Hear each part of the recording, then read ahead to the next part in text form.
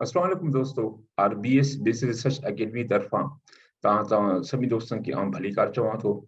अॼु हिन वीडियो में असां हायरार्किकल मल्टीपल रेगुलेशन जी अमली कमु कंदासीं, यानी प्रैक्टिकली असां एचपीसी सॉफ्टवेयर में इहो हायरार्किकल मल्टीपल रेगुलेशन खे कीअं रन कयूं। इन खां अॻु में मुंहिंजी वीडियो अवेलेबल आहे जंहिंमें तफ़सीलन जेको आहे मूं हायरार्किकल रेगुलेशन खे डिस्कस कयो आहे, उनजा मॉडल डिस्कस कया आहिनि। उन खां अलावा जेको असांजो स्टैंडर्ड मल्टीपल रेगुलेशन आहे ऐं हायरार्किकल मल्टीपल रेगुलेशन में छा फ़र्क़ु आहे उहो बि मां इन में डिस्कस कयो आहे। ऐं इन खां अलावा इन खे रिपोर्ट की जॾहिं ॾाढी मुफ़सल तफ़सीलन मां उहो डिस्कस कयूं आहिनि। तमामु बहितर रहंदो तव्हां उहा पहिरीं वीडियो ॾिसो। थोरी लंबी आहे, तक़रीबन अधु कलाक जी आहे, पर इंशाअल्लाह तव्हां तमामु घणा कॉन्सेप्ट जेके आहिनि से उहे पंहिंजो सम्झी वेंदव। इन हवाले खां मल्टीपल हायरार्किकल रेगुलेशन जे हवाले खां बहितर उहो ॾिसी वठो, पोइ अची हीउ ॾिसंदव त बहितर रहंदो। अचो त पंहिंजी हिन वीडियो खे शुरू कयूं। मुंहिंजो नालो डॉक्टर रहीम बख्श सुमरो आहे, मां शब बिज़नेस सां तालुक़ु रखां थो। अचो त पंहिंजे कम खे शुरू कयूं। सभ खां पहिरियों साॻियो ई सिलसिलो कीअं हिन खे हलाइजे। असां वटि आहे एनालाइज़, ऐं जेकी बि टेक्निक असां तक़रीबन रन कंदा आहियूं उहो इतमाही सां रन कंदा आहियूं। एनालाइज़ मां एनालाइज़ पे वियासीं, ऐं तंहिंखां पोइ रेगुलेशन, जीअं अॻु में लीनियर रेगुलेशन वारे में असां जेको आहे ॾिठोसीं, साॻियो ई तरीक़ो आहे। लीनियर रेगुलेशन में असां ईंदासीं, क्लिक लीनियर रेगुलेशन खे तव्हां कंदव, क्लिक त असांखे हिकिड़ो ही मेन्यू मिली वेंदो। हिन में काफ़ी वॾो मेन्यू आहे। बहरहाल असां पंहिंजे जेके ज़रूरत मुताबिक़ असां शयूं खणंदासीं। त हाणे सभ खां पहिरियों असांखे जेको आहे हिन में असां छा कंदासीं, जेकॾहिं असां स्टैंडर्ड मल्टीपल रेगुलेशन रन कयूं फीचर, ऐं हुन खां अलावा जेके बि असां वटि वेरिएबल आहिनि तव्हां सभिनी खे सिलेक्ट करे हिन में रन कंदव। त हाणे इहो असांजो थी वियो standard multiple regulation. Hierarchical method तरफ़ हलूं त इन में असां ॾिसंदासीं त वरी बि असांखे जेको इंटर मेथड असांखे करिणो पए, स्टेप वाइज़ असां मेथड तरफ़ कोन बीहंदासीं, छो स्टेप वाइज़ ते काफ़ी जेकी आहिनि से तनक़ीद थी रही आहे, ऐं इन करे असां इन खे डिस्कस कोन था कयूं। हिन में असां सिर्फ़ु जेको आहे स्टैंडर्ड मल्टीपल रेगुलेशन ऐं हायरार्किकल मल्टीपल रेगुलेशन खे असां डिस्कस कयूं। पहिरियों स्टैंडर्ड के या फोर्स एंट्री मेथड के असां करे वरितासीं। हायरार्किकल या साइमल्टेनियस के असां हाणे डिस्कस करे रहिया आहियूं। असांजो जेको मैथड असांजो इंटर जेको आहे उहो बाय डिफॉल्ट बि उहो आहे। ठीकु आहे। पहिरें महिल में असां फ्यूचर, यानी हीअ असां डिपेंडेंट वेरिएबल आहे, ऐं असां जेंडर के असां सिलेक्ट कयोसीं, ऐं एज के असां सिलेक्ट करे असां इंडिपेंडेंट वेरिएबल लिस्ट में हिते आंदोसीं। ही मॉडल तव्हांखे आहे। मॉडल में तहत असां ही शयूं डिस्कस करे रहिया आहियूं। या का थ्योरी आहे, का जस्टिफिकेशन, उन मुताबिक़ उन खे असां फॉलो कंदे तव्हां वेरिएबल विझंदा वञो। ठीकु आहे। वेरिएबल अची विया। हाणे तव्हां असांखे ब्लॉक 1 आर्गुमेंट मिलियो। हाणे तव्हां हिनखे नेक्स्ट कंदव त असांखे ब्लॉक 2 आर्गुमेंट 2 मिलियो। डिपेंडेंट वेरिएबल असां साॻियो ई रहंदो। हाणे असां वेंदासीं, असां पंहिंजे मॉडल मुताबिक़ असां जेको ॿिया जेके असांजा सब डायमेंशन उहे असां खणंदासीं। असां मॉडल मुताबिक़ इनखे खयोंसीं। मॉडल मुताबिक़ असां सस कॉल या सेल्फ एफिकेसी खयोंसीं। फियर ऑफ फेलियर खे बि असां खयोंसीं। हाणे टे असांजा मॉडल स्टेप 2 या ब्लॉक 2 में अची विया। नेक्स्ट कयोसीं। हाणे असांजो जेको चोथों जेको उन खां पोइ ॿियो जेको मॉडल उहो असांजो हिकिड़ो ई आहे अपॉर्चुनिटी। इनखे असां अपॉर्चुनिटी खे हेॾे एंटर कयोसीं। असां वरी असां नेक्स्ट कंदासीं त असांखे 4 ऑफ, यानी असां चोथे ब्लॉक मां एंटर थी वियासीं। चोथे ब्लॉक में वरी असां मॉडल तहत ॾिसंदव। हिन मॉडल तहत असांखे एनबीसी, एन स्टेटस ऐं मीडिया, इहे टे असां में इंक्लूड कंदासीं। हाणे नेक्स्ट कयोसीं त असांजा 4 मॉडल ठही विया आहिनि। ठीकु आहे। हाणे टे मॉडल में असांजो डिपेंडेंट वेरिएबल साॻियो ई आहे। हाणे असांखे असां जेके मॉडल असां इंटर थी विया जेको मॉडल तहत, हाणे असां कंदासीं स्टेटिस्टिक्स में वेंदासीं त असांखे कहिड़ियूं कहिड़ियूं शयूं खपनि। हाणे हिन में ज़रूरी आहे त असां सभु शयूं खपनि जेके ज़रूरी आहे उहे। मॉडल फिट लाज़मी आहे, ऐं एस्टिमेट्स मां असांखे बीटा वैल्यूज़ मिलंदा आहिनि, पी वैल्यूज़ मिलंदा आहिनि, ऐं सिग्निफिकेंस मिलंदो आहे। ऐं सिग्निफिकेंस लाइ कॉन्फिडेंस इंटरवल 95% और जेके दोस्त 90% ते बि वेंदा आहिनि, के दोस्त 99% ते बि वेंदा आहिनि, ऐं मुंहिंजी कोशिशि आहे त 95% इहो आहे त बहितर आहे। आर स्क्वायर चेंज हिन में लाज़मी आहे त आर स्क्वायर चेंज तव्हां रखो। त जीअं तव्हां थ्योरी खे वीडियो में ॾिठो त जॾहिं असां इंडिपेंडेंट वेरिएबल हिकिड़ो विधोसीं त उन आर स्क्वायर मिलियो। जॾहिं इंडिपेंडेंट वेरिएबल ॿियो विधोसीं त पहिरें इंडिपेंडेंट वेरिएबल का आर स्क्वायर ऐं ॿिए इंडिपेंडेंट वेरिएबल का आर स्क्वायर असांखे मिलियो। उन में फ़र्क़ु केतिरो आहे, इहो फ़र्क़ु जेको आहे हीउ आर स्क्वायर चेंज वारो मीनिंग असां सिलेक्ट कंदासीं त असांखे मिलंदो, न त कोन मिलंदो। अच्छा, उन खां पोइ डिस्क्रिप्टिव ऐं उन खां पोइ कोलिनियरिटी। ही बि लाज़मी आहे। कोलिनियरिटी डिस्क्रिप्टिव तव्हां करणु चाहियो त ठीकु आहे, थोरी असांखे मालूमात मिली वेंदी आहे असांजी सैंपल साइज़ केतिरी आहे, मीन छा आहे, मोड छा आहे, इहे सभु शयूं असांखे, या स्टैंडर्ड डेविएशन छा आहे, इहे सभु शयूं असांखे ख़बर पइजी वेंदियूं आहिनि। कोलिनियरिटी लाइ मां असां हिनजी क्वालिटी चेक कंदा आहियूं त किथे को मल्टी कोलिनियरिटी त कोन्हे। ऐं डेबन वॉटसन टेस्ट असां इहो हिकिड़ो असम्पशन आहे जेको असांखे इंडिपेंडेंट ऑफ एरर खे चेक करण जे लाइ। यादि रखो हिते हिन तरफ़ ॾिसो, इहे 6 इंडिपेंडेंट जेके असांजा असम्पशन्स आहिनि, इहे पहिरियों मीट कंदव त उन खां पोइ तव्हां linear multiple hierarchical regression run कंदव। जेके तव्हां इन मां कोई मीट नथो थिए त तव्हां रिज़ल्ट त तव्हांखे सॉफ्ट ॾेई छॾींदो, पर रिज़ल्ट्स उहे कम जो रहंदा। इन करे इहे जेके 6 असम्पशन इहे तव्हां ज़रूरु मीट कयो, उन खां पोइ त हिन तरफ़ तव्हां अचो। ॿियो कुझु बि न आहे करणो, कंटिन्यू ओके, रिज़ल्ट असांखे इंशाल्लाह मिली वेंदा। ही रिज़ल्ट्स मिली चुका आहिनि।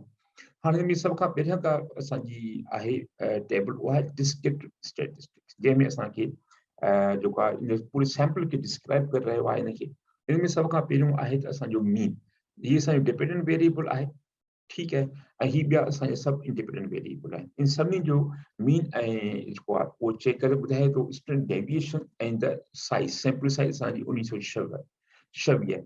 ही थोड़ो लाज़मी आहे, कॾहिं कॾहिं असांजे जेको डेटा में को आउटलायर आहे उनखे ज़ाहिर थी वेंदो आहे। जेकॾहिं मीन जे विच में को सिग्निफिकेंट तब्दीली आहे, का घणी जेको आहे मिस आहे त उहा ख़बर पइजी वेंदी आहे। ऐं हिते ॾिसो थोरो मीन जेकी तक़रीबन ही असांजा इहे 0.3 पॉइंट में अची त वञे थी, पर ही जेके 2 मीन आहिनि, यानी जेंडर ऐं एज जो मीन कुझु सभिनी खां वधीक आहे। इन जो सबबु इहो आहे त असांजी एज जेके रिस्पोंडेंट थी उहा काफ़ी वधीक आहे। मिसाल उहो कंहिंजी एज 3 आहे, कंहिंजी 35 आहे, कंहिंजी 18 आहे, कंहिंजी 20। ऐं हिननि में जेको असांजो जेको मिले थो उहो 0101। इन जो सबबु इहो ई आहे त जंहिंजे करे असांखे माना एज जेका उहो सिग्निफिकेंटली हायर देन जेके ॿिया जेके इंडिपेंडेंट वेरिएबल उन खां आहे। कोई अहिड़ो मसइलो कोन्हे, इन जो जस्टिफिकेशन तव्हां वटि आहे त ॻाल्हि ख़तमु, ठीकु आहे न। उन खां पोइ तव्हांजो एंस थी वियो। अच्छा, उन खां पोइ असां ईंदासीं असांजी कोरिलेशन टेबल ते। त हाणे कोरिलेशन तव्हां सम्झो था त रिलेशनशिप असांजो कहिड़ो आहे डेटा में इंडिपेंडेंट वेरिएबल डिपेंडेंट वेरिएबल। हिते तव्हां ॾिसूं था त हिन में जेके बि असांजा कोरिलेशन जा वैल्यूज़ आहिनि उहे बहितर आहिनि, ठीकु आहिनि। हिन में को घटि में घटि का मल्टीकोलिनिटी असां वटि कोई कोन्हे इन्हनि में, इहो असांजो लाज़मी आहे इहो चेक करणु। अच्छा, उन खां पोइ असां आयासीं वेरिएबल इंटर्ड। हाणे हिन में असां ॾिसंदासीं असां वटि कहिड़ा कहिड़ा वेरिएबल असां। हाणे हिन में असांजो मॉडल 1 आहे, ठीकु आहे। ये model 1, model 2, model 3 and model 4। ये 4 मॉडल असां जेके इन में ठाहिया आहिनि। ऐं हर मॉडल में असांजो पहिरें मॉडल में एज जेंडर आहे, ॿिए में ही 3 वेरिएबल आहिनि, सभु डायमेंशन्स आहिनि। हिन में हिकिड़ो डायमेंशन आहे, हिन में 3 डायमेंशन्स आहिनि, यानी इंडिपेंडेंट वेरिएबल आहिनि, ठीकु आहे। अच्छा, उन खां पोइ असां वेरिएबल रिमूव, को बि वेरिएबल असां रिमूव न आहे कयो, ठीकु आहे। अच्छा, हिते तव्हां ॾिसंदव जेको पंहिंजो थ्योरेटिकल सेक्शन जेको वीडियो, उन में जेको आख़िर में हिकिड़ो आहे त जंहिंमें असां ॾिसूं था त रिमूवल जेको आहे, हाणे सभई वेरिएबल विधासीं, पोइ आख़िर में हिकु वेरिएबल विझंदा था वञूं त जॾहिं उहो मेथड तव्हां अख़्तियार कंदव त पोइ हिते तव्हांखे उहे वैल्यू मिलंदा त कहिड़ा कहिड़ा जेके वेरिएबल तव्हां रिमूव कया आहिनि। मेथड कहिड़ो आहे, तव्हांजो इंटर आहे, जेको बाय डिफॉल्ट बि एसपीएसएस में अचे थो उहो। हिन में तव्हां ॾिसो स्टेप वाइज़ आहे, उहो बि आहे, पर हिते असांजो इंटर मेथड असां चूज़ कयो बाय डिफॉल्ट, ठीकु आहे। ऐं हिते असांजो इंडिपेंडेंट वेरिएबल ॿुधाए थो तव्हांजो independent intention and all located variable inter. जेके बि असां रिक्वेस कयासीं वेरिएबल उहे सभु हिन में अची विया आहिनि। ऐं कहिड़ा कहिड़ा असां रिक्वेस कयासीं हुते ई सभु शयूं तव्हां ॾिसो था पंहिंजो हिन विंडो में, त उहे सभु शयूं असां वटि अची रहियूं आहिनि जेके असां रिक्वेस कयासीं, ठीकु आहे न। ऐं तंहिंखां पोइ ॾाढी इंपॉर्टेंट जेका आहे उहा असांजी आहे ही मॉडल समरी। मॉडल समरी खे बि मां काफ़ी बहस कयो आहे हिन ते पंहिंजे वीडियो में, जेका आहे बहितर आहे तव्हां उतां ॾिसी वठो, काफ़ी ॻाल्हि सम्झ अची वेंदी। हाणे इहा असांजा आहे 4 मॉडल आहिनि हर मॉडल में। ऐं उन खां पोइ असांजो ही आर जेको आहे इहो कोएफिशिएंट ऑफ कोरिलेशन आहे। त तव्हां ॾिसो था त वैल्यूज़ जेके आहिनि इंडिपेंडेंट हर हिकु मॉडल में जेके आहिनि हर हिकु स्टेप ते जेको आहे उहो बहितर आहिनि असांजा जेके आहिनि कोएफिशिएंट ऑफ कोरिलेशन जा, ठीकु आहे। अच्छा, उन खां पोइ इहा ए जेका हिन में आहे ABC, ही ॿुधाए था ABC सां प्रिडिक्टर जेके असांजा पहिरें मरहले में एज ऐं जेंडर, ॿिए में असांजा ही आहिनि, टे में ही आहे, चौथे में ऐं असांजी डिपेंडेंट वेरिएबल इहा, यानी पूरी एक्सप्लेनेशन आहे तव्हांजे हिन ABC सभिनी जी जेको आहे। ये हाणे तव्हांखे ख़बर आहे ॿई बहरहाल। हाणे आर स्क्वायर असांजी पहिरियों वेरिएबल असां इंटर कयोसीं इंडिपेंडेंट वेरिएबल मॉडल में, त आर स्क्वायर असांजी 11% थी ऐं एडजस्टेड आर स्क्वायर हमेशह थोड़ी घटि एडजस्टमेंट करे थोड़ी घटि हूंदी आहे। ही आहे 11 पॉइंट तक़रीबन 11.3 आहे, त ही 11.2 आहे, थोड़ो फ़र्क़ु आहे। अच्छा, उन खां पोइ इनखे आर स्क्वायर जेका चेंज आहे उहा साॻी आहे, छो जो असांजी आर स्क्वायर बि असांजी साॻी आहे, त आर स्क्वायर असांजे में हिकु मॉडल ॿियो इंडिपेंडेंट वेरिएबल विधो ई कोन, त चेंज काॾों ॾींदी। इन करे तव्हांजो आर स्क्वायर ऐं आर स्क्वायर चेंज यानी डेल्टा जेको स्क्वायर चेंज उहो असांजो साॻियो ई आहे। अच्छा, उन खां पोइ असां जेको एफ जेको टेस्ट असांजे में ॾिसंदा उहो एफ टेस्ट असांजी 121 आहे। ऐं उन खां पोइ असां जेको डिग्रीस ऑफ फ्रीडम जेके हिन में आहिनि उहे मिनिमम 2 आहिनि, मैक्सिमम 1923 आहिनि। यानी असां ॾिसंदो 1926 जेके असांजा हुआ, त पर सॉफ्टवेयर में असांजे में 2 इंडिपेंडेंट वेरिएबल इंसर्ट कया आहिनि। ठीकु आहे, ही एज ऐं जेंडर, जंहिंजे करे असांखे ही डिग्रीस ऑफ फ्रीडम 1 जेको आहे उहो 2 थो ॾिए। अच्छा, डिग्रीस ऑफ फ्रीडम जो हिकिड़ो कॉन्सेप्ट इहो आहे त n-1 हूंदी आहे, त n-1 जा जेके बि तव्हां 1 - n त जेके बि तव्हांजा जेको सैंपल साइज़ आहे, पहिरियों असां डिग्रीस ऑफ फ्रीडम पढ़ंदा आहियूं, उन मां 1 माइनस कंदा आहियूं, त असांजो 1926 असांजो जेको आहे तव्हांजो जेको सैंपल साइज़ आहे, थोरो मथे वञी ॾिसूं, ॾिसो 1926 असांजो सैंपल साइज़ आहे। ऐं मॉडल समरी में जेको असांजो आयो आहे उहो आहे 1923, यानी n-1 डिग्रीस ऑफ फ्रीडम उहो -1 यानी 1925 थी वियो। ऐं उन मां असांजा 2 डिग्रीस ऑफ फ्रीडम असां माइनस कयासीं, ही जेकी 2 डिग्रीस ऑफ फ्रीडम आहिनि, त नतीजो छा निकितो असांजो 1923 असांखे डिग्रीस ऑफ, यानी ही इनिशियल आहे, ही आखिरी डिग्रीस ऑफ फ्रीडम 1, ही 2 आहे, लास्ट ही फर्स्ट 1 आहे, ही लास्ट 1 आहे। ठीकु आहे, ऐं असांजी का सिग्निफिकेंट चेंज जेका आहे उहा असांजी सिग्निफिकेंट आहे।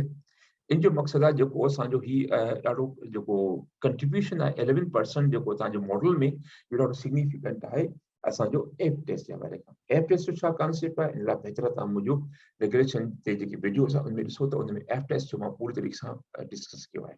अच्छा, हाणे असां आयासीं मॉडल नंबर 2, जंहिं मॉडल नंबर 2 में असां छा कयोसीं, हिन में असां एज जेंडर त ऑलरेडी असांजा आहिनि, पर हिन में असां 3 जेके ॿिया डायमेंशन असां ॿिया इंडिपेंडेंट वेरिएबल इंसर्ट कयासीं मॉडल में।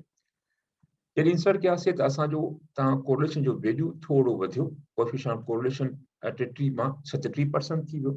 ऐं इन खां अलावा जेको असां जेको तव्हांजी आर स्क्वायर उहा 11% मां वधी करे 14% थी वई। ठीकु आहे, हाणे दोस्तो जॾहिं बि असां रेगुलेशन में असां डिपेंडेंट वेरिएबल में जेतिरा बि असां हुनजा इंडिपेंडेंट वेरिएबल जेके विझंदा वेंदासीं, त आर स्क्वायर उम्मीद तौर ते इहा वधणु घुरिजे। कॾहिं कॾहिं आर स्क्वायर असांजी घटिजी वेंदी आहे, उन सबबु इहो आहे हिकिड़ो असां इररिलेवेंट, ठीकु आहे, इररिलेवेंट जेको आहे पंहिंजो इंडिपेंडेंट वेरिएबल इंसर्ट कंदा मॉडल में, त इन करे असांजी आर स्क्वायर घटिजी वेंदी आहे। जेतिरा तव्हां रेलिवेंट मॉडल में तव्हां इंडिपेंडेंट वेरिएबल इंसर्ट कंदा वेंदो, ओतिरी तव्हांजी आर स्क्वायर वधंदी वेंदी। ऐं तव्हां हिते ॾिसो था त जिते बि असां जंहिं बि मॉडल में असां विधी आहे, आर स्क्वायर असांजी वधंदी वई आहे। ठीकु आहे, उन खां पोइ एडजस्टेड आर स्क्वायर में थोरो फ़र्क़ु अची वियो।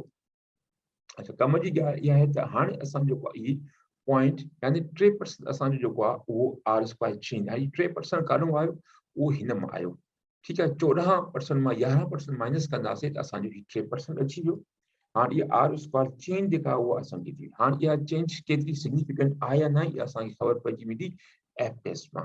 हिते एफ टेस्ट जो वैल्यू 23 आहे, ऐं हिते तव्हां ॾिसो था त असांजी डिग्रीस ऑफ फ्रीडम जेको आहे उहो असांजा 3 आहिनि, यानी असां हिन में 3 इंडिपेंडेंट वेरिएबल इंसर्ट कया आहिनि, इन करे असांजा डिग्रीस ऑफ फ्रीडम 3 अची विया। ठीकु आहे, अच्छा, हाणे असांजा 3 डिग्रीस ऑफ फ्रीडम जेके इंडिपेंडेंट वेरिएबल इंसर्ट कयासीं मॉडल में, त 1923 में असांजा 3 माइनस थिया त असांखे 1920 मिलिया। ठीकु, अच्छा जी, ऐं असांजो जेको सिग्निफिकेंट आहे उहो असांजो वरी बि असांजो 0.005 खां घटि आहे, त यानी इहो जेको असां वेरिएबल इंसर्ट कयोसीं इहो बि असांजो सिग्निफिकेंट पंहिंजो किरदारु निभाए थो। अच्छा जी, उन खां पोइ जॾहिं 3 मॉडल में असां आयासीं त असांजी में 3 मॉडल में असांजो आर कोरिलेशन ऑफ कोएफिशिएंट असांजो वधियो, जंहिंमें असां वरी ही अपॉर्चुनिटी एक्स्ट्रा जेको असां में एड कयोसीं वेरिएबल। एड करण सां असांजो ही रेलिवेंट वेरिएबल, इन करे असांजी थोरी आर स्क्वायर 1% वधी। ठीकु, उन खां पोइ असांजी एडजस्टेड आर स्क्वायर बि ओतिरी असांजी थोरी वधी हिन में। ऐं उन खां पोइ असांजी जेका आर चेंज उहा 0.01 आई। सो इन करे जो अपॉर्चुनिटी जो रोल आहे वो एडो जो का वो सिग्निफिकेंट कोन, इन करे का चेंज आर स्क्वायर आई उहा 0.1 तमाम निग्लिजिबल अची वई। हां या 0.1 ई आई करो ये आई असांखे जॾहिं असां इन मां ही ॿई हिक ॿिए मां यानी 142 मां 0.412 मां 0.141 माइनस कयोसीं त असांखे ही वैल्यू मिली वियो 0.001 जो, जेके असां कन्वर्ट कयोसीं परसेंटेज में त 0.01 आई। इन जी जेको असांजो वैल्यू एक्सचेंज जो वैल्यू आहे उहो एक्सचेंज जो 2 आहे। ठीकु आहे। ऐं हिन में तव्हां ॾिसो त 121 मां अच्छा ठीकु आहे इनखे उन ते असां जी सा फ्रीडम हिकिड़ो ई आहे जेको असां मॉडल में ही हिकिड़ो ई इंसर्ट कयोसीं हिते हिकिड़ो ई मिले थो असांखे। ऐं हाणे असां डिग्रीज़ ऑफ फ्रीडम 1920 मां घटी करे 1919 में थी विया ऐं हिते जेको वैल्यू आहे उहो 0.05 खां मथे आहे। इन जे करे असांजो जेको इहो आहे इहो असांजो जेको वेरिएबल कंट्रीब्यूशन आहे उहो इन में एप्ट सिग्निफिकेंट न आहे। पंहिंजो कंट्रीब्यूशन जेको सिग्निफिकेंट न आहे हूअं बि जेको इन जो आर स्क्वायर जेको आहे उहो तमामु घटि आहे। ठीकु आहे। ऐं जॾहिं आख़िर में असां वरी इन में टे ॿिया वेरिएबल चौथे मॉडल में विधासीं त असांजो वरी जेकी असांखे मुख़्तलिफ़ थोरी फिगर मिलियूं। हिन में असांजो आर जेको कोरिलेशन ऑफ कोएफिशिएंट उहो बि असांजो वधियो 38 मां 39% थी वियो। ऐं इन खां अलावा आर स्क्वायर 14 मां 15 थी वई, थोरी वधी। ऐं इन खां अलावा केतिरी वधी उहा आई तक़रीबन 1% असांजी आर स्क्वायर वधी वई। ठीकु आहे। 1% कान वई जॾहिं 155 मां 145 माइनस कयोसीं असांखे आर स्क्वायर मिली वई। ठीकु आहे। ऐं साॻियो ई तव्हां सम्झो था एक्सचेंज जेको आहे उहो 7 आहे। हिते असांजो सिग्निफिकेंट हो त जेका एक्सचेंज जेका उहा बि तमामु घटि थी। हिते ही सिग्निफिकेंट आहे त उहा एक्सचेंज हिस्ट्री चेंज जेको आहे उहो 7% ते अची वई। ठीकु आहे। ऐं हिन में असांजा टे आहिनि, ही टे आहिनि, इन करे असांजा ही टे था अची रहिया आहिनि। ठीकु आहे। ऐं 1919 मां 3 माइनस कयासीं त असांजा जेको डिग्रीज़ ऑफ फ्रीडम जेको लोअर बाउंड आहे उहो 1916 थी वियो ऐं ही सिग्निफिकेंट आहे। ठीकु आहे। ऐं आख़िर में ही डर्बन-वाटसन टेस्ट आहे जेका हिक खां टिनि जे विच में आहे त ठीकु आहे। ऐं ॿिनि खां घटि आहे त अञा वधीक बहितर आहे। त ही जेका आहे ॿिनि खां घटि आहे त यानी जेको असम्पशन आहे इंडिपेंडेंट ऑफ एरर्स उहो बि असांजो मीट थी वियो। ठीकु आहे। सो इन हवाले खां हाणे जेका ॿी जेका अहम जेको असांजी आहे ही एनोवा जेके तव्हां टेबल सम्झणु चाहियो था त इनखे मां काफ़ी डिस्कस कयो आहे पंहिंजे रेगुलेशन जे वीडियोस में। तव्हां उते ॾिसी वठो त बहितर आहे। त ठीकु आहे। ऐं इन खां पोइ आख़िर में ही कोएफिशिएंट टेबल ॾाढी इंपॉर्टेंट आहे जेकी असांखे सम्झणु घुरिजे। जेकी तव्हां पोइ वीडियो ॾिठी हूंदी स्टैंडर्ड मल्टीपल रेगुलेशन ते त उते असां कीअं इक्वेशन ठाहियूं त इक्वेशन असांजी ठहंदी आहे हिननि वैल्यूज़ मां बीटा टी ऐं सिग्निफिकेंस मां। अच्छा जॾहिं असां इनखे रिपोर्ट कंदासीं रिपोर्ट करण जे लाइ बि इन जी वीडियो जेका थ्योरिटिकल वीडियो आहे मल्टीपल हायरार्की रिग्रेशन ते तव्हां उनखे ॾिसो त रिपोर्ट कीअं कंदा। रिपोर्ट में जेके असांजा वेरिएबल अचनि था उहे असांजा ही आहिनि। हिकिड़ो ही असां रिपोर्ट कंदा आहियूं ऐं ॿियो असांजो ही ॿ असांजी रिपोर्ट कंदा आहियूं पंहिंजी थीसिस में। ठीकु आहे। ऐं एडिशनली कोलिनिटी खे यानी मल्टीकोलिनिटी खे ज़ाहिर करण जे लाइ त असांजे डेटा में मल्टीकोलिनिटी आहे या न आहे असां ही बि शयूं असां ज़रूरु कंदा आहियूं। यानी जेके कॉलम शेड कया आहिनि इहे ई तव्हां रिपोर्ट कंदो ऐं ॿिया कॉलम तव्हांजे सम्झ जे लाइ आहिनि जेके तव्हां रिपोर्ट न बि कयो त को अहिड़ो मसइलो कोन्हे। ठीकु आहे। अच्छा हिकिड़ो अहम कमु आहे उहो स्टैंडर्डाइज कोएफिशिएंट। ही बि असां तॾहिं कंदा आहियूं जॾहिं असांजो स्केल जेको आहे उहो असांजो जेको स्केल आहे उहो साॻियो ई न हुजे, मुख़्तलिफ़ हुजे। यानी किथे असां केजीस में इस्तेमालु था कयूं डेटा, किथे असांजी डेटा उहा नंबर्स में, किथे डेटा असांजी मिलीलीटर्स में आहे। स्केल असांजा मुख़्तलिफ़ आहिनि त पोइ असां स्टैंडर्डाइज यूज़ कंदा आहियूं। हाणे हिन सूरत हाल में असांजो स्केल साॻियो ई आहे 1212 आहे। इन करे असां हिनखे स्टैंडर्डाइज कोएफिशिएंट बीटा खे रिपोर्ट कोन कंदासीं, इनखे छॾे ॾींदासीं। हाणे असांजो सभ खां पहिरियों असांजो जेका मल्टीपल रिग्रेशन जी इक्वेशन ठहंदा उन में असांजो पहिरियों कॉन्स्टेंट ईंदो आहे। असांजी कॉन्स्टेंट जी वैल्यू आहे। ठीकु आहे। अच्छा उन खां पोइ जॾहिं असां जेंडर विधोसीं जेंडर जो रिलेशनशिप वो -0.298 आहे। यानी इन जो नेगेटिव रिलेशनशिप आहे ऐं एज जो बि नेगेटिव रिलेशनशिप आहे। ठीकु आहे। इन जो उन खां अलावा जेको इन जो टी वैल्यूज़ आहिनि उहे टी वैल्यूज़ जेके आहिनि असांजा 1.96 खां जॾहिं 1.96 खां जेको वैल्यू मथे हूंदो त उहो असांजो सिग्निफिकेंट हूंदो टी वैल्यू। ऐं 1.96 खां जेको बि घटि हूंदो त उहो वैल्यू जेको असांजो उहो नॉन सिग्निफिकेंट हूंदो। इहो लाज़मी यादि रखी छॾियो। हिते असांजा ॿई वैल्यूज़ ही घटि में घटि वैल्यू जेको आहे असांजो ही वैल्यू असांजो 1.96 खां काफ़ी मथे आहे। इन करे ही सिग्निफिकेंट आहे। ऐं जेको रिलेशनशिप जेको आहे जेंडर ऐं इंडिपेंडेंट वेरिएबल जो पाण में नेगेटिव आहे। ठीकु आहे। यानी मेल ऐं फीमेल जे जेके आहिनि से विच में जेको आहे को बि यानी इंटरप्रिटेशन उन वटि कोन्हनि या एज जेका जीअं तव्हांजी एज वधंदी थी वञे तीअं तीअं इंटरप्रिटेशन जेके आहिनि उहे घटि पिया वञनि था या हिन खे तव्हां जेंडर ईअं बि करे सघो था त भई मेल जा वधीक जेके इंटरप्रिटेशन आहिनि इन कंपेयरिंग द फीमेल ठीकु आहे ऐं सिग्निफिकेंट ही बि असां सिग्निफिकेंट आहे छो एक्ज़ैक्टली जेको आहे उहो 1.96 ते या 0.05 इनखे असां सिग्निफिकेंट तौरु तस्लीम कंदासीं ठीकु आहे त हाणे ई रिपोर्ट कीअं कजे मां वीडियो में थ्योरिटिकल वीडियो में मां एक्सप्लेन करे छॾियो आहे अच्छा हाणे ही जेंडर अची वियो हाणे इन में असां ही टे ॿिया वेरिएबल असां इंसर्ट कयासीं त पोइ इन जो इम्पैक्ट छा थियो हाणे इन टिनी जो जेको असांजो ही टी वैल्यू बीटास आहिनि जेके असां कयासीं